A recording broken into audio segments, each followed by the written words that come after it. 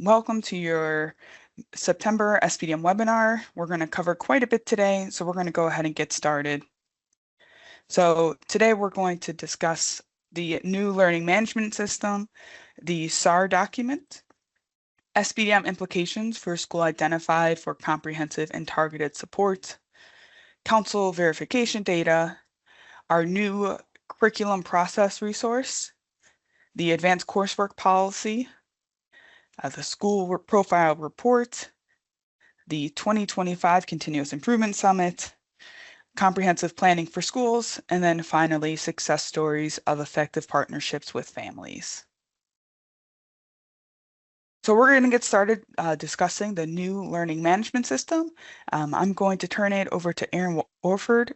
She is the digital learning coach out of the Office of Education Technology, and I invited her to share some information about the new learning management system for professional learning opportunities.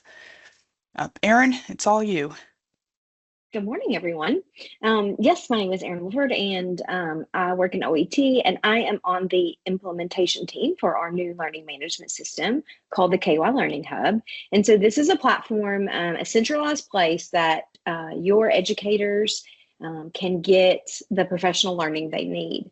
And this is, when it's fully fleshed out, this is going to be the mandatory trainings that teachers and classified staff have to do, but also choice-based trainings that go towards your CSIP or CDIP or towards their professional growth plan for learning. And so teachers and educators across the state can just log in, can SSO with their district username and password.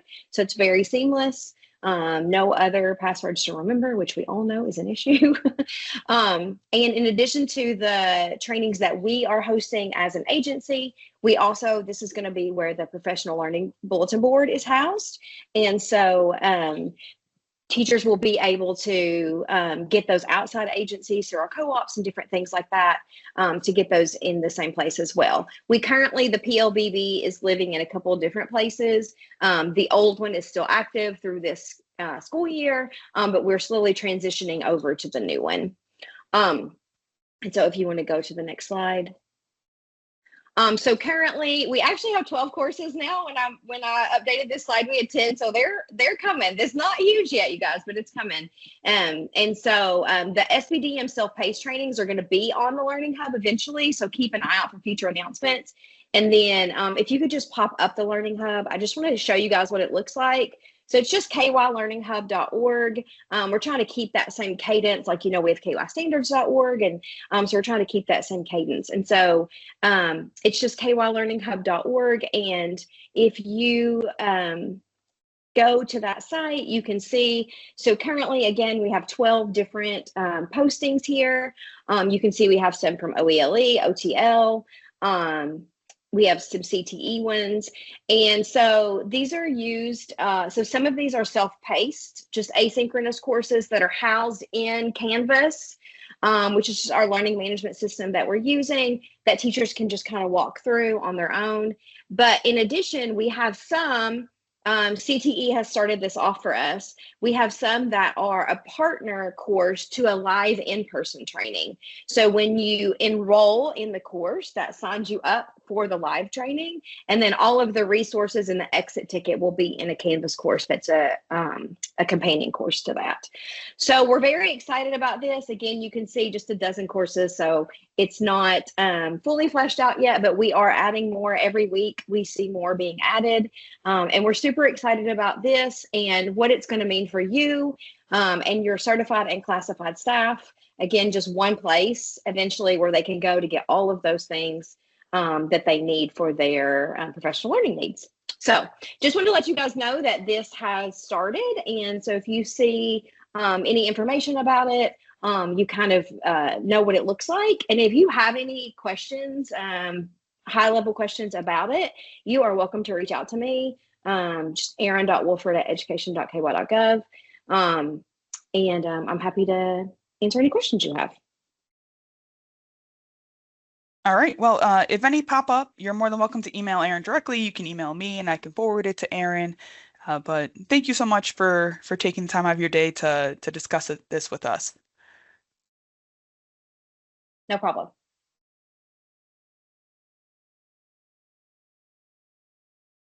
So as a reminder, schools with 8% or more minority student population are required to have minority representation on their council. Schools can use their internal data from October 1st of the previous school year.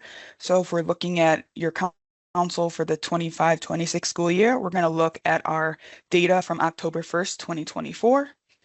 Or you can use the KDE's SAR document, and that has been updated for this current year.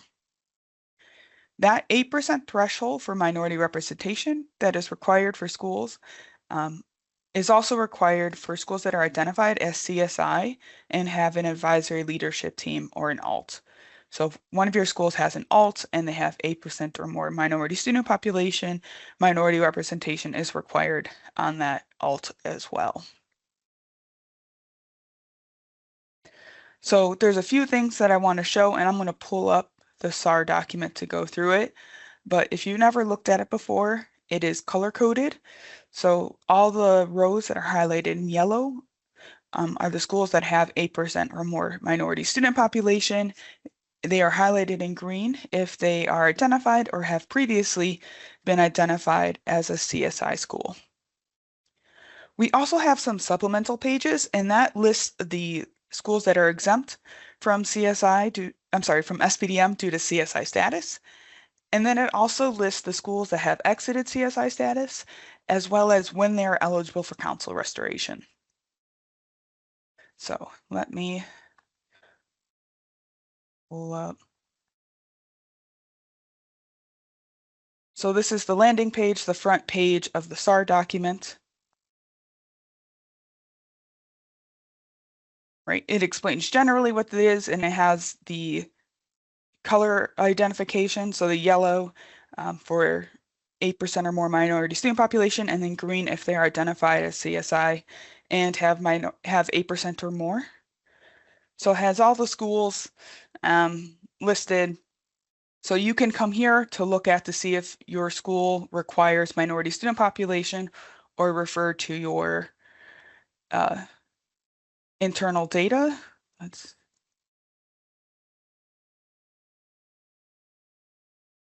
These are the supplemental pages I was talking about. So it has the list of schools that are currently exempt due to CSI status, and then it starts listing schools that have exited and when they are eligible for restoration. So you'll see that accordingly, November 1st, 2025 will be the earliest these schools are eligible for council restoration. So you can go ahead and find your school and see the date when it would be eligible for restoration by the local Board of Education.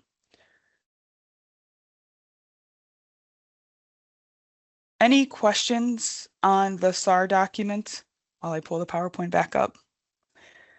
Mia, Yes. will you be reaching out to us to let us know when schools are released? When they are released from To have the option of full decision making capacity. I know in previous years our superintendent has got a letter or you've sent a letter. I just wanted to make sure that it wasn't off my radar. So you'll get a letter that states that the school has exited CSI status, but then you'll have to refer to that document to see exactly when they would be eligible. So it's going to be 2 years after. Okay, thank you. All right. Any other questions?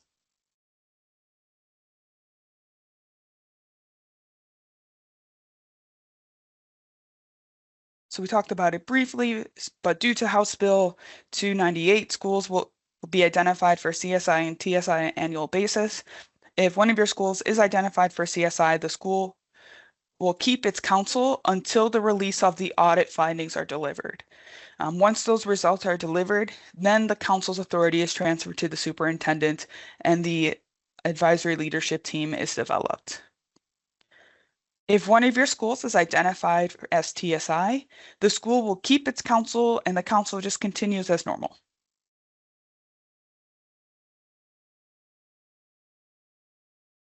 Yeah, I see a hand raised.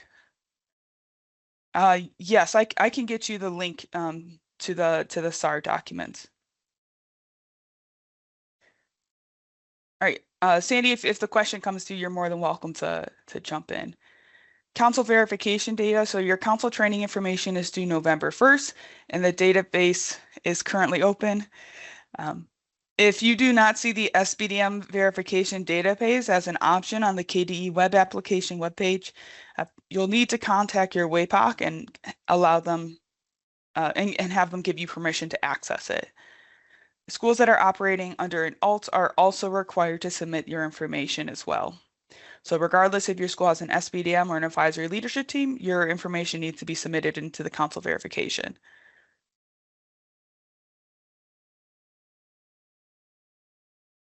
So I just wanted to pause and take a second.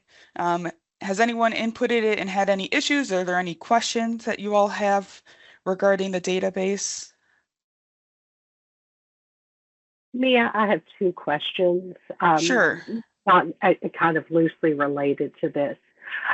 So one, our ALTs I know are required to follow open meetings laws. Mhm. So they're required to have a quorum and such. Where is that guidance? Oh, it's in a regulation that I don't know off the top of my head, but I can get that regulation to you. Thank you so much. I had a principal ask me about that, and I knew it to be true, but I also didn't know where to find it. And then the next, I know that our advisory leadership teams are required to have the principal, 2 parents, and 3 teachers. And some of ours are adding additional staff members. That is okay, right? As long as it's approved by their turnaround team, they don't have to deal with the ratio, correct? Correct. Yeah. So the alt does not have the same 1-2-3 ratio as the councils. So the alt is completely decided by the turnaround team and the principal. So whatever that looks like for your school, that's what it looks like. The only requirement is the 8% threshold and minority representation. What about the parents are required, though, correct? If that's a local requirement, yes, but it is not required. Okay, thank you. Yeah, no problem. All right, so Senate Bill 1 of 2022, so now 3 years ago, shifted the determination of the curriculum, textbooks, instructional materials, and student support services from the council to the superintendent. So the KDE has developed a guidance document for that process. It includes the role of the superintendent in the process, the role of the local board of education in that process, as well as the role of the principal. It contains suggested processes with a step-by-step graphic and additional resources. You can find this document linked into the PowerPoint that was sent out, or you can find it on the SBDM Technical Documents webpage.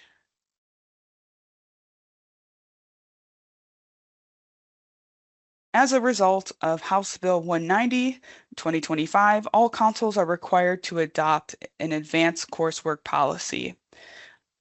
You can find a sample policy for secondary and non-secondary schools within the SBDM handbook that is linked on the screen. That has been a common question I've been getting asked recently is it required for all schools? And yes, it is required for all SBDMs to adopt an advanced coursework policy. The school profile report is open for school and district review. There are some action items on the screens. So the parental involvement collection form must be entered by each A1 school. Guidance can be found within the SRC collection item. Review the 2024-2025 SBDM council members. So that is last year's council on the school's overview and domain dashboard. So this is where when you enter your information in the SBDM database, it eventually gets pulled and it is posted on the school report card. The school report profile report requires SBDM review and approval. So KRS 158-6453 requires all principal to have a signed school profile report available in the local board office by October 1st of each year. You can find the site and guidance within the links that are on the PowerPoint. I see a question about we are at 8.05 minority at our elementary school, but no minority teacher. So if you do not have a minority staff member, you're going to the teacher will host an election to elect another non-minority teacher. So you're still going to have those 4 teachers and those 3 parents. But because you don't have a minority teacher on staff, then you will elect another non-minority teacher. I see a hand raise. Yes, Mia, I have a question about slide Sure. 11. Slide 11. Sorry, did I move too quickly? Yeah, go ahead. It's okay. It's okay. This is all new to me. I just want to confirm the advanced coursework policy. It needs to be an actual school level policy. It cannot be that the school says we're following the district policy. Is that correct? So correct. So there needs to be a school level policy. There are some schools that are waiting to see what the district level policy looks like before they adopt theirs, but there Yes. does need to be a school level policy. Is there a timeline on that adoption? I think for the district, it is December 1st. There is not a requirement for SBDMs. Okay, thank you very much. No problem. And there is a ask in the chat for anyone having a sample district policy for advanced coursework. So yeah, feel free to use this and share ideas and information with each other. The Continuous Improvement Summit is happening this month. On September 22nd and 23rd, the Continuous Improvement Summit will be hosted at the Central Bank Center in Lexington. The keynote speaker is Missy Testerman.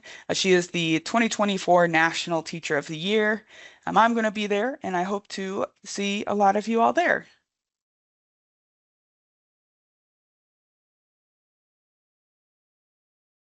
School improvement efforts are a collaborative process involving multiple stakeholders, and when implemented with fidelity, the Comprehensive School Improvement Plan cultivates an environment that promotes student growth and achievement.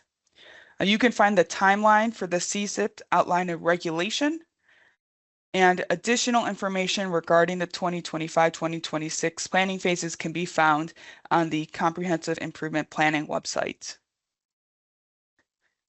Please note, if the school is operating a Title I school-wide program, this CSIP meets the requirements under Section 1114 of the Every Student Succeeds Act, as well as state requirements under regulation. There is no separate school-wide program plan required.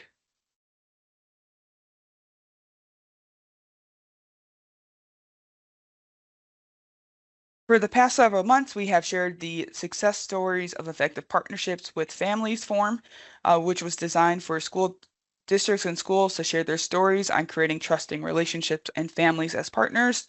Since sending out the webinar, the form has closed for submission. However, you can find submitted examples on the District and School Success Stories website.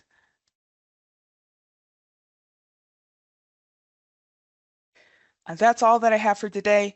I'm going to put the verification form in the chat. And if you have any questions, please don't hesitate to stick around and ask, or you can email me or give me a call later. Have a good day, everybody.